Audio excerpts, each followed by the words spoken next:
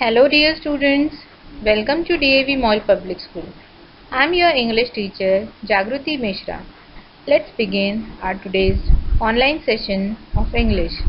Today we will continue with the same topic, Quotient of Trust from your Footprint Without Feet.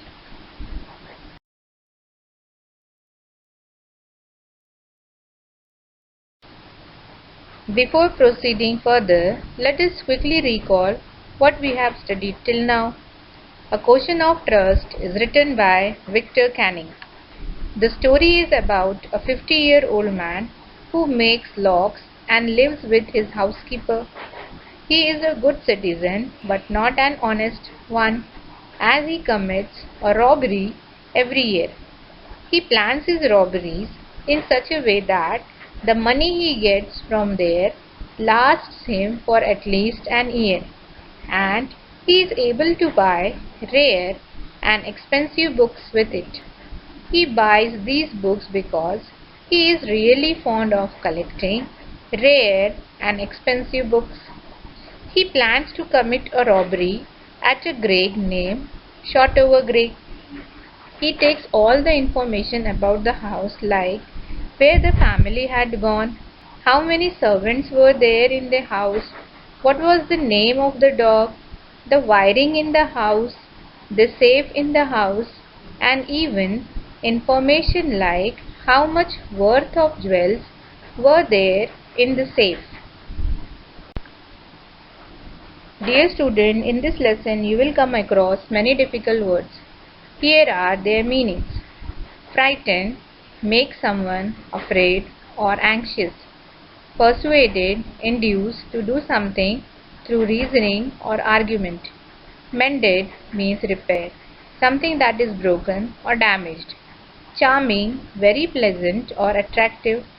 Sharp-tongued, of a person given to using cutting, harsh or critical language. Honor, high respect, great esteem. Now let us continue the story.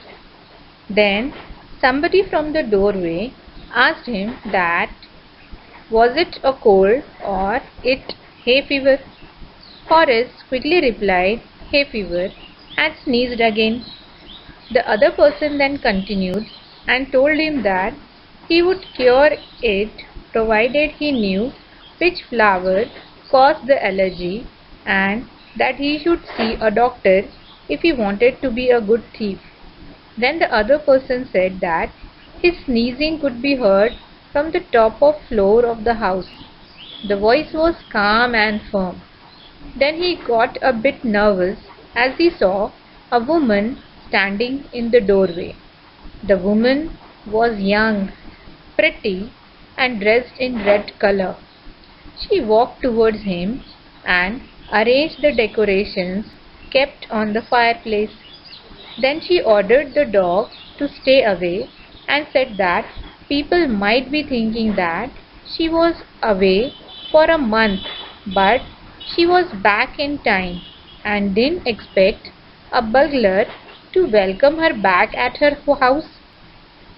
Horace was a bit hopeful as he saw that the woman was amused rather than being panicked on seeing a burglar. He thought that if he treated her well and didn't do anything wrong, then she might let him go. He also told her amusingly that he also didn't expect to meet a family member either, as he had thought that there was no one at home. Then she said that she realized what an inconvenience she was him, and asked him that what would he do now. He replied that first of all he wanted to run away. The woman replied that he could do so, but he would call police and let him know that he was robbing her house, and they would catch him. Horace replied that he would obviously cut the telephone wires first, and then he would do something to her so that she was not be able to do anything for few hours. She looked at him seriously and asked him that would he hurt her. Horace replied that he was just saying that to frighten her. She was not frightened, but what he said, and Horace then told her that it would be better that she forgot that she ever have saw him and let him go. Suddenly she spoke in a very sharp and loud voice that why should she let him go? He was there to rob her, and if she spared him, he would go and rob someone else. She said that society needed to be protected from people like him. He smiled and said that he was not a threat to society, as he stole only for those people who had a lot of money. Also, he stole for a good reason, and he hated even the thought of going to a prison. She laughed at his reply, and he was begging her not to call the police. Horace was begging only because he thought that he had convinced her to let him go. He was desperately asking the woman not to go to the police and that he would surely stop robbing people. He promised her and told her that he meant what he said. She then looked closely towards him and asked him that was he really afraid of going to the prison. She shook her head and said that she always liked the wrong kind of people. This was the indication for Horace that she was also a thief, but he did not pick the clue. The woman picked up a cigarette box made of silver and took out a cigarette. Horace thought that she was pleasing her.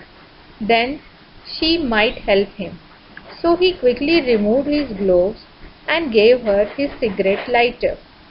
Then he asked her that would she let him go and pointed the lighter towards her cigarette. She replied that yes, she would let him go, but only if he would do something that she wanted. Horace quickly replied that he would do anything for her. The lady said that before going to London, she had promised her husband that she will put all the jewellery in the bank, but left it in the safe at the Grange. She had to go to a party now, but had forgotten the code of the locker. Horace said that he would do it, but he would have to break the locker, to which she replied that he need not worry about that, as her husband would return in a month's time and that she would get it repaired by then. Horace broke open the safe within an hour, gave her the jewels, and left happily, thinking that he was safe now. For 2 days he kept his promise to the lady that he won't steal, but on the third day he thought about the books that he wanted to buy and started thinking that he would have to look for another locker to steal from. He wouldn't even get the time to plan the next robbery as he was arrested. A police officer came to his house and arrested him as his fingerprints were all over the Shotover grave. No one believed him when he said that the owner's wife had said him to open the safe. The actual wife of the owner was an old woman who was 60 years old and was a sharp-tongued woman. She said that the story was nonsense because she had never met Horace. Not to think of asking to break open the safe. This means that the young woman who had asked Horace to open the safe had pretended to be one of the wife and was a thief.